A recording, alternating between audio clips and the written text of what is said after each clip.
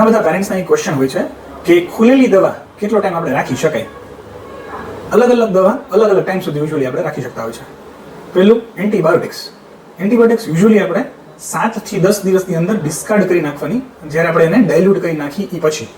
મોટાભાગની એન્ટીબાયોટિક્સ ફ્રીજમાં રાખવાની હોતી હોય છે.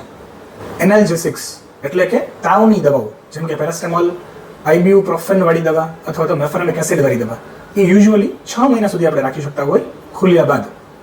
કફ માટેની દવાઓ જે હોય છે કે જેમાં ડેક્સ્ટ્રોમિથોર્ફાન હોય છે, બ્યુફેનાસિન હોય છે, એ બધી દવાઓ મોટાભાગે આપણે 3 મહિના સુધી રાખી શકાય ખોલ્યા પછી. શરદીની જે દવાઓ હોય છે જેમાં મોટાભાગે લિવોસિટ્રિઝિન, સેટ્રિઝિન અથવા ફેક્સોફેરાડિન હોય છે, એ 6 મહિના સુધી આપણે વાપરી શકાય.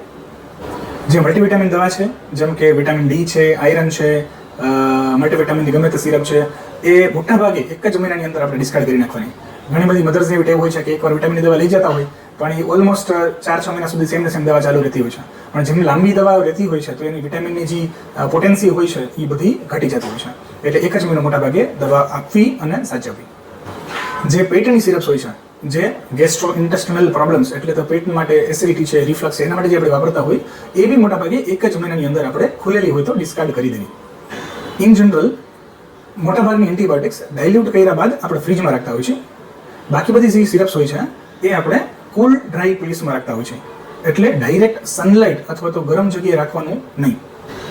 જો ગમે ત્યારે એક્સપાયરી ડેટ આવી ગઈ છે તો ખુલેલી હોય કે બંધ હોય, એક્સપાયરી વાળી દવા આપણે ફેંકી દેવાની.